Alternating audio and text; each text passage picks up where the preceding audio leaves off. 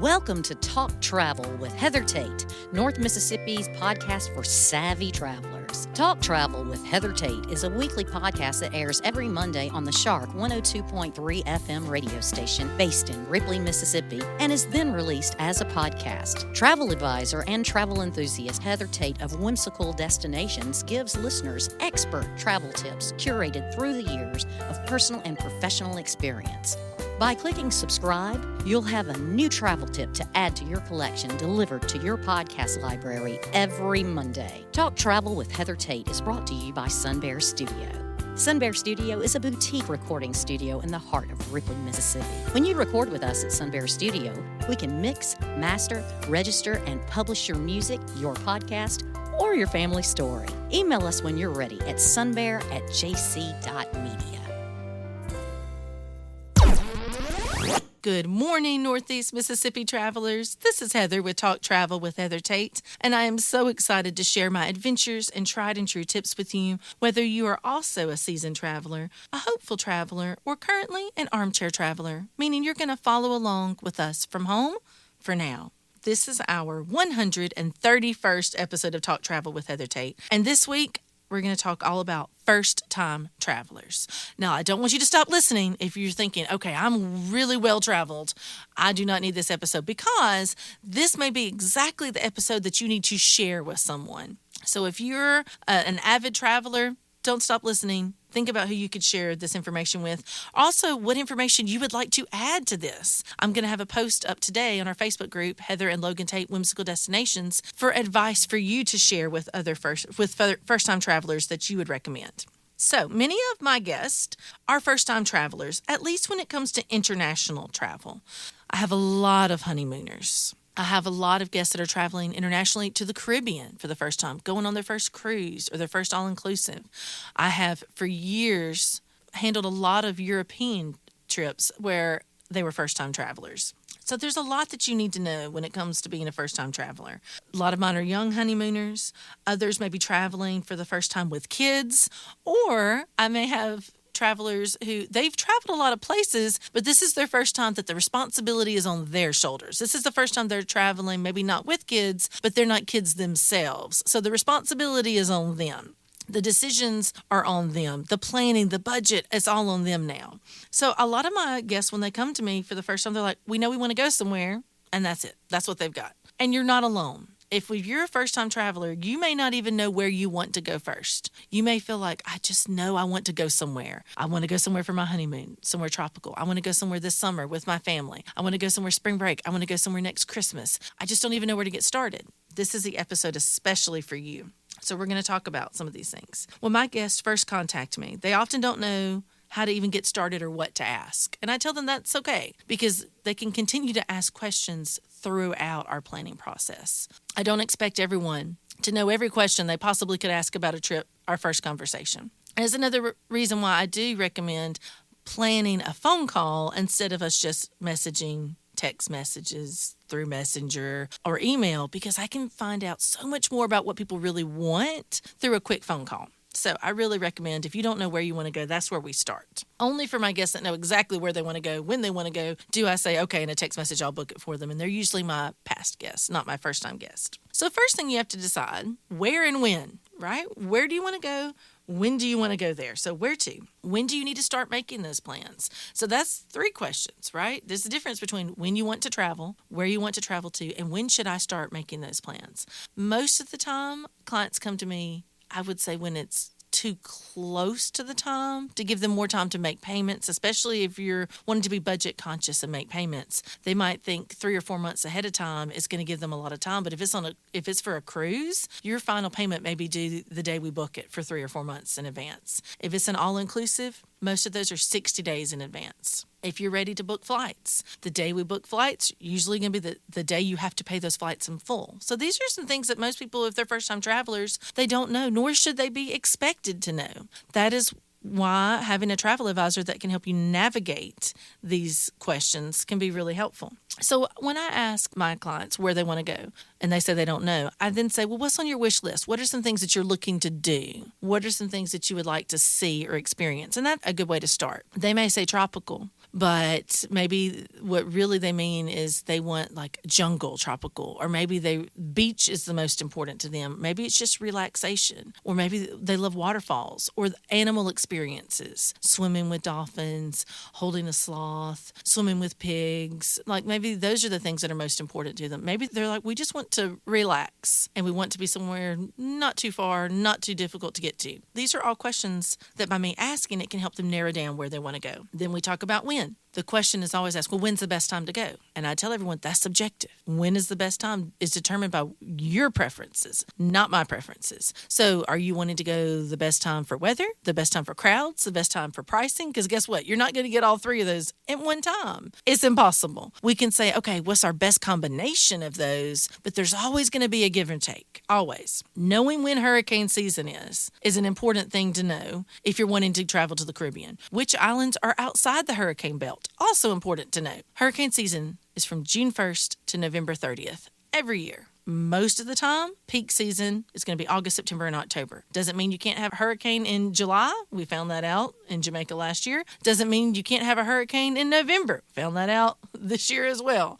So it can space out. Very rarely have I seen them in June, but that doesn't mean that the water's not going to start being choppier, that you might see sargassum more in the summer in certain locations. You definitely do. That there could be more rain because you're getting into rainy season. So these are all things to know. January through April, peak time for the Caribbean, weather-wise. Prices are going to be the highest. Flights may be lower than in the summer and in the holidays. So where you want to go, when you want to go, when should you start making plans? You cannot book flights any further out than 11 months. So if you're like, I want to book it, I want to see what the flight prices are, but I'm looking at 2026 where I already have 40 guests, 40 couples and families already booked for 2026. For 2025, over 200. So when I say it is not too early now to be planning and to be booking for the rest of this year, not just through spring break, not just through the summer, but all the way to the end of the year, it is not too early. The longer you wait, because this is wave season right now, January and February especially, moving into March, this is when the majority of travelers plan their trips for the entire year, not just the first half or the second.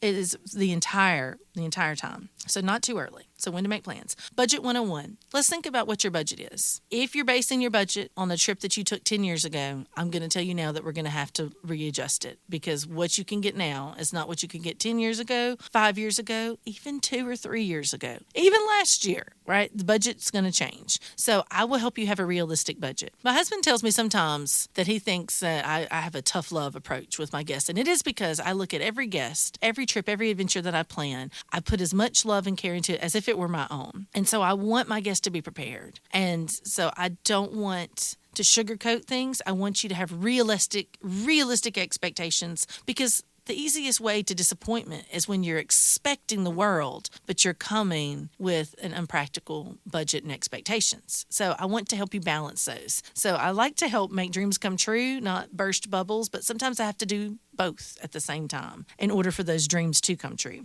So what is your budget? What realistically can you do? If you come to me and say you want to stay in an over-the-water bungalow and your budget's $1,000 for a week, I'm going to tell you that they start at $2,500 a night for an over-the-water bungalow. So I'm going to say, let's rethink this. If you're going to say, well, we've got a great budget, it's $2,000. You can do a lot with $2,000. But if you're talking about flying somewhere, let's talk what flights will cost. On average, flights to Jamaica, around $700 a person. So if you have a $2,000 budget and 2 people, that's $1,400 of your budget. You're left with $600 for, 4 or 5 nights? That would be hard to have a trip to Tupelo where you're paying $150 a night plus food. So if we're going to a 5-star Caribbean resort, we're going to have to be more realistic with our budget. That's when I give other solutions. Maybe then instead of flying somewhere, you want to look to where you can drive, and that will save you thousands, especially with a family. Family of 4 or 5, flights are going to eat up a healthy budget. They just are. So that's one reason why my family balances doing all-inclusives where we're going to fly with a cruise where we're going to drive to the port. I will drive to Port Canaveral, which is outside of Orlando. I will drive there to save $1,000 to $1,500 on flights and put that towards my cruise itself. Okay,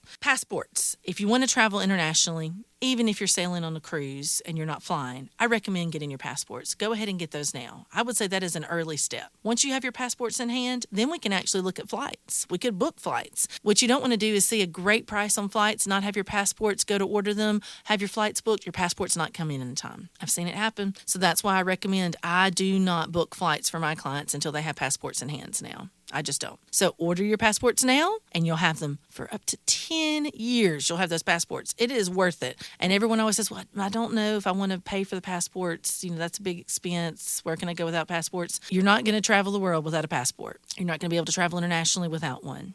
And if a passport at around $165 per person is going to break your budget, we're going to need to rethink somewhere where you can drive to anyways. Okay, that is a tough love moment that passports are important. They're necessary when traveling internationally. Luggage and packing. Now, I have full episodes about a lot of these topics: passports, flights, luggage and packing.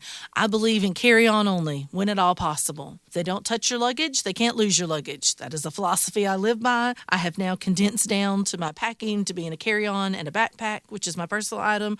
I have an entire episode on this I'm happy to share with you. I will not go into detail about it. Flights. Being flexible with your flights, knowing where you can fly out of, which airlines are preferred. There are some airlines that are easier to work with than others. There just are, and I will be happy to share those with you. I have flown a lot of different airlines. I personally steer away from budget airlines for my own travel because for me, it is worth the extra. I would rather pay extra and fly with one of the top carriers that I know that if I miss that flight that day, that they have another option for me. There are some budget airlines that if you miss that flight that day, you may not be able to get on another flight for a week. So I will recommend using, your Delta, American, United are the top 3 most popular airlines. Southwest probably coming in at number 4. Some prefer Southwest to United, but I think those 4 are the ones that we typically fly, with Delta and American being the top 2 that we fly. So where you're willing to fly from. Memphis and Birmingham, if you're in Northeast Mississippi, those are our go-to ones, right? They're the closest. So I believe in comparing flight prices because what you may get from Memphis could be more than what you can get from Birmingham. And it's almost certainly going to be more than what you would pay to fly out of Nashville or Atlanta. Now, I know a lot of people are very anti driving over to Atlanta, which is 4.5 hours from most places in Northeast Mississippi, if not less. Most are against it, but let me tell you this. There are nonstop flights from Atlanta. If you're flying from Memphis, Birmingham, or Nashville, or Columbus, especially Tupelo, when you're trying to make a connection to an international flight, you're going to have more than likely long layovers. Some that are even going to be overnight layovers. If you drive over and fly to Atlanta, you'll usually pay less and have a nonstop, which means you're not having to change over. You're not spending half your day in an airport on a layover waiting. 2 flights means double the chance of a flight being delayed from a mechanical issue or having weather in multiple places. You just have to worry about the weather in one location, the one you're leaving, and then the one where you're arriving to. So it takes out a lot of the guesswork and a lot of the complications. We drive over the night before, stay nearby the airport, and then we fly first thing that morning. We're there by lunchtime if we're going just about anywhere in the Caribbean, nonstop. That is my preference. So I will teach all of these things to my first-time travelers. This is just a sample of things that you want to think about when getting started. Join our Facebook group, Heather and Logan Tate Whimsical Destinations. I will take excellent care of you, and if I can't, then I will help point you in the right direction. This will at least get you started. Have a wonderful week. This is going to be an amazing year of adventures for you and your family. Take that trip, make those memories. You won't regret it. This show is made possible by JC Media, LLC in Ripley, Mississippi. JC Media owns the Shark 102.3 Classic Rock FM radio station where the show is hosted, and Sun Bear Recording Studio where the interviews are recorded. We need your feedback and support. If you listen to the podcast on a player like iTunes, Google Podcasts, or Amazon Music, please subscribe to the show and leave us a review. We also have an email in which you can share your feedback. That email is theshark1023@gmail.com. Subscribe to our podcast on your favorite app or stream episodes online at shark1023.com/podcasts. Today's episode was produced by Melinda Marsalis. It was edited by Rick Williams and engineered by Chris Marsalis. The podcast technician is Joyce Grady.